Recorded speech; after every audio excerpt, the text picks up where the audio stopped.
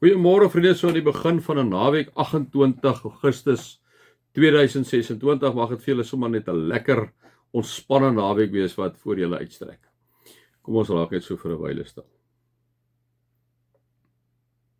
Ek glo in God die Vader, die Almagtige, die Skepper van die hemel en die aarde. Here, ons glo in U. Ons vertrou op U. Ek glo in Jesus Christus, sy enige gebore Seun, ons Here, wat ontvang is van die Heilige Gees, gebore is uit die Maagd Maria, wat gelei het onder Pontius Pilatus, gekruisig is, gesterwe het en ter helle neergedaal het, wat op die derde dag weer opgestaan het uit die dood, opgevaar het na die hemel, waar hy sit aan die regterhand van God die ons Vader, van waar hy sal kom om te oordeel die wat lewe en die wat reeds gesterf het. Ja, Jesus, ons glo in U as die volmaakte, volkome middelaar, ons verlosser, ons saligmaker. Ons glo, ek glo in die Heilige Gees, ja, o Gees van God, ons glo in U. U is as die verteenwoordiger van God. U is die middelaar. U is die een wat vir ons intree met onuitspreeklike sigtinge by die Vader, sodat ons nie eens verkeerd kan bid nie. Ons glo in 'n heilige algemene Christelike kerk, die gemeenskap van die Heiliges. Vader, baie dankie vir 'n gemeenskap van gelowiges wat U vir ons gegee het. Ons glo die opstanding van die vlees, absoluut, Here, want dit gee ons 'n lewende hoop op die onverganklike, onbesmette erfenis wat vir ons in die hemel in bewaring gehou word. Ons glo in die vergifnis van sondes, Here, absoluut, want U het ons kom vergewe in Christus van al ons sondes, en dink U nooit weer daaraan nie. Help dat ons ook ander sal vergewe. Ons glo in die ewige lewe. Here, ons glo in 'n lewe wat vir altyd daar sal wees, vir altyd by U vir ewig. Ek kom sê in Johannes 3 vers 16, want so lief het God die wêreld gehad, sodat elkeen wat in hom glo die ewige lewe sal hê. Dankie dat ons dit met 'n passie kan glo, Here. Amen. Nou mag daar vir julle genade en vrede en oorvloed wees, omdat julle hierdie God ken, omdat julle hierdie Jesus ken, omdat julle die Heilige Gees ken.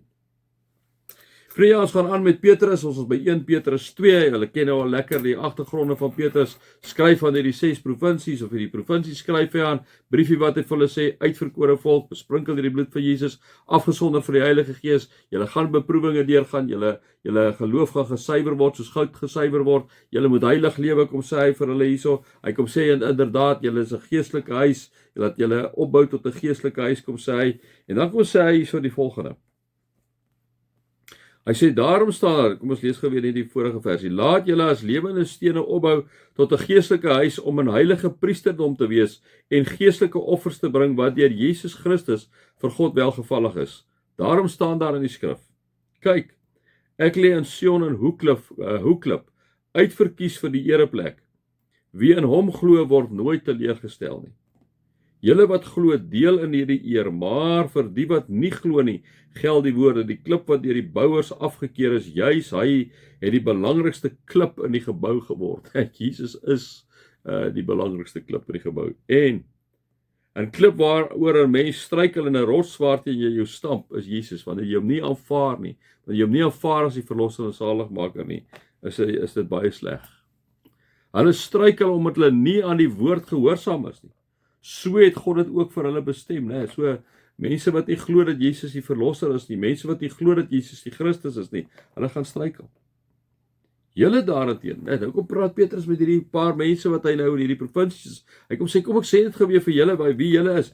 Julle daarteenoor is 'n uitverkore volk, 'n koninklike priesterdom, 'n nasie wat vir God afgesonder is, die eienoomsvolk van God, die volk wat die verlossingsdade moet verkondig van hom wat julle uit die duisternis geroep het na die wonderbare lig toe. Julle was vroeër geen volk nie, maar nou is julle die volk van God. Julle het toe geen barmhartigheid ontvang nie, maar nou het God aan julle barmhartigheid bewys, né? So hulle het vir Jesus aangeneem. Hulle het tot geloof gekom en daarom kom sê Petrus vir hulle maar net weer, nadat hy nou al hierdie goed vir hulle gesê het, kom ek herinner julle net weer aan julle identiteit, né? Soos wat hy amper die Here julle aan die begin gesê het, aan die uitverkorenes van God.